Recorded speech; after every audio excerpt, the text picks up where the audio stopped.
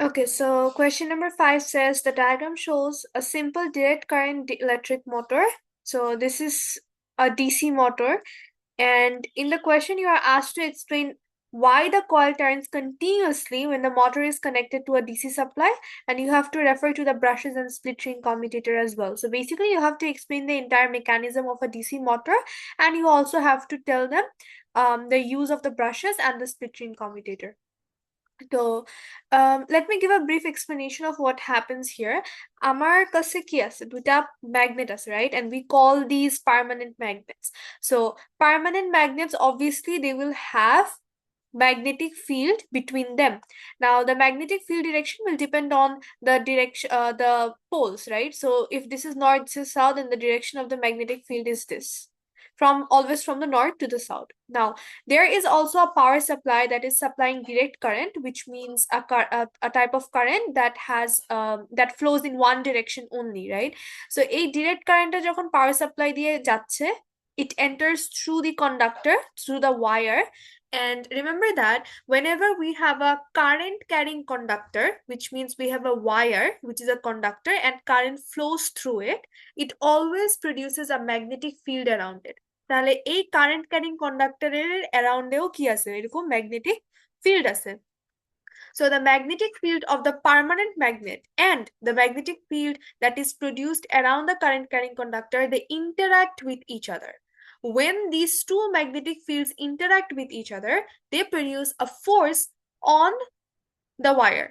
So যখন কারেন্টটা মনে করো এদিক থেকে ঢুকতেছে, okay, this is the direction of current entering through the conductor. So যখন এদিক থেকে ঢুকতেছে, কারেন্টের ডিরেকশন কি, এইটা না? আর এই পাশে আমি ওয়্যারটাতে দেখা যাচ্ছে না, আমি এভাবে যদি ওয়্যারটাকে কমপ্লিট করি, কারেন্টের ডিরেকশন কি এইদিকে, রাইট?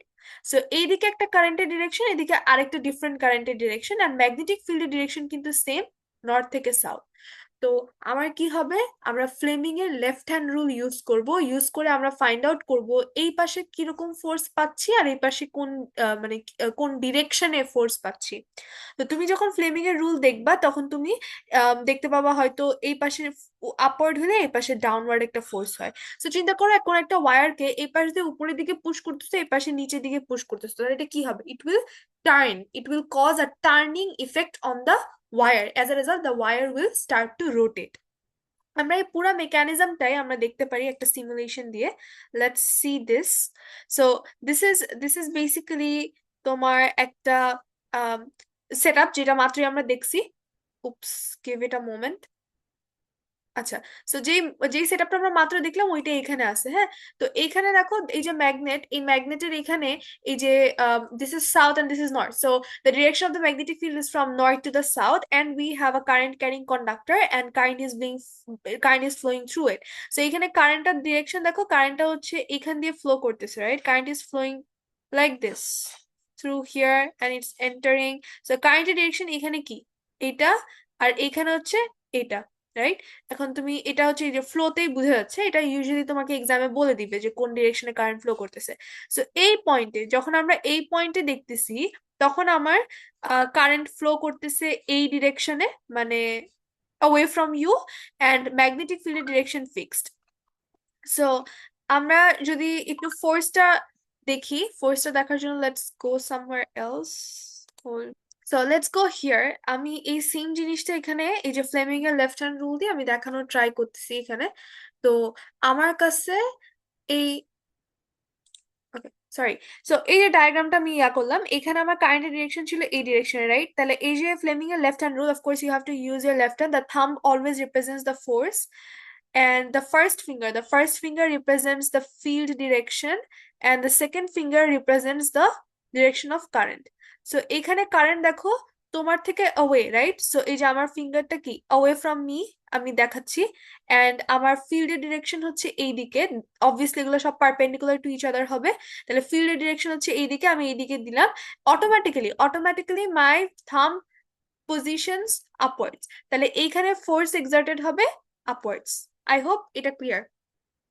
এখন তারপরে হচ্ছে নেক্সট আরেকটার জন্য আমরা যদি দেখি, এই সাইডটার জন্য যখন তুমি এই সাইডটার উপর তুমি ফোকাস করতেছো, তখন দেখবা যে কারেন্টের ডিরেকশন কি, কারেন্টের ডিরেকশন হচ্ছে এখান থেকে এসে এখান থেকে এসে এভাবে ফ্লো করে এভাবে আসবে, রাইট? তাহলে কারেন্টের ডিরেকশন হচ্ছে এখন টুয়ার্ডস ইউ।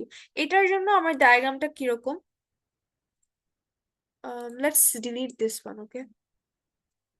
আচ্ছা, সো এটার জন্য আমি ডায়াগ্রামটা দেখাই। প্লিজ ইগনোর দ্য ডায়াগ্রাম, আমি খুব বাজে বাজে পিকচার্স তুলছি। তো এখানে আমার কারেন্টের ডিরেকশন হচ্ছে টুয়ার্ডস মি। তাহলে এই যে এই ফার্স্ট ফিঙ্গারটা আমি জানি রিপ্রেজেন্ট, সরি, সেকেন্ড ফিঙ্গারটা রিপ্রেজেন্ট করে কারেন্টের ডিরেকশন। কারেন্টের ডিরেকশন কি তাহলে? Towards me. The first finger represents the field is this way, from the right to the left, so from the right to the left, and the thumb will now automatically position downwards. তাহলে এই পাশে ফোর্সটা হচ্ছে downwards. তাহলে কি হবে, আমার এই কয়েলটার উপর একটা টার্নিং ইফেক্ট হবে, and the coil will start to rotate. তাহলে রোটেট করলো, এটা উপরের দিকে যাচ্ছে, এটা নিচের দিকে যাচ্ছে, তাহলে এটা কি এইভাবে রোটেট করবে, correct? That is what we are going to watch in the simulation. So এই সিমুলেশনের এখানে দেখো, okay, let me start the simulation. এই সিমুলেশনের এখানে দেখো, এটা স্টার্ট করলো রোটেট করা, এই যে এই পয়েন্ট পর্যন্ত রোটেট করলো, রাইট? একটা উপরে গেল, একটা নিচে গেল। এখন দেখো এখানে কারেন্টের ডিরেকশন, সরি, ফোর্সের ডিরেকশন কিন্তু প্রত্যেকবার চেঞ্জ হচ্ছে। ফোর্সের ডিরেকশনটা চেঞ্জ হচ্ছে কেন? ফোর্সের ডিরেকশন যদি যদি চেঞ্জ না হয়, তাহলে এটা একবার রোটেট করে থেমে যাবে না?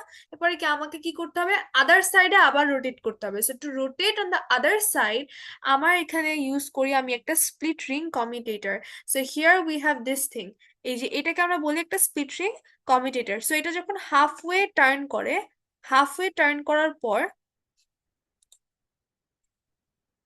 লেটস, এই যে হাফওয়ে টার্ন করলো, টার্ন করার পর এদিকে আবার নিচে যাচ্ছে, এদিকে আবার উপরে যাচ্ছে, রাইট? আবার এদিকে উপরে যাচ্ছে, এদিকে নিচে যাচ্ছে। সো এই যে ফোর্সের ডিরেকশনটা চেঞ্জ হচ্ছে, এই চেঞ্জিংটা আমরা করি হচ্ছে একটা স্প্লিট রিং কমিউটেটর দিয়ে। স্প্লিট রিং কমিউটেটরের কাজ হচ্ছে এভরি হাফ টার্ন পর আমার ফোর্সের ডিরেকশন, সরি, কারেন্টের ডিরেকশনটাকে রিভার্স করে দেওয়া। সো কারেন্টের ডিরেকশনটা যদি রিভার্স হয়ে যায়, তা আমার ফোর্সের ডিরেকশনও রিভার্স হয়ে যাবে। As a result it will continuously rotate, forming the coil to rotate continuously, and as a result we call that a motor. আচ্ছা, তাহলে গেল হচ্ছে আমাদের স্প্লিটিং কমিউটেটরের কাজ। এখন কাজ হচ্ছে ব্রাশেস এর। What does the brush do? The brush basically connects the power supply to the coil. So it makes sure that the power supply এর সাথে যাতে আমার কয়েলটা কন্টিনিউয়াসলি টাচে থাকে। যদি টাচে না থাকে, তাহলে কন্টিনিউয়াস ফ্লো অফ কারেন্ট হবে না। We need a continuous flow of current because কারেন্টের কারণেই আমার ম্যাগনেটিক ফিল্ড প্রডিউস হচ্ছে, ওই ম্যাগনেটিক ফিল্ডে ইন্টারঅ্যাক্ট করতেছে, and that is producing a force. So we need a continuous supply of current, যেটা মেক শিওর করে এই কার্বন ব্রাশেস গুলো, এই যে দিস ব্ল্যাক, এই যে ব্রাশের মতন, আচ্ছা আমি দেখাই মার্ক করে, this thing, these are called carbon brushes.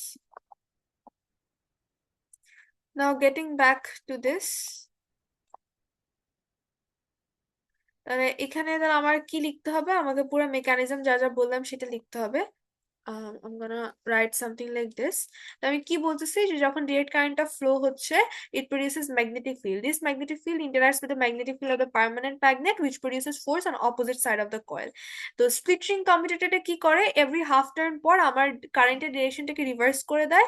As a result আমার ফোর্সের ডিরেকশন রিভার্স হয়ে যায়। সো টার্নিং ইফেক্টটা দুই দিকেই সেম রইতেছে, এন্ড প্রত্যেকবার কন্টিনিউয়াসলি আমার এটা রোটেট করতেই থাকবে, করতেই থাকবে।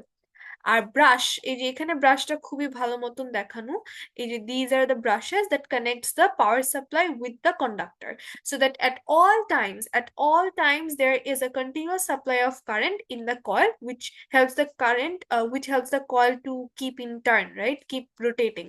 That's it.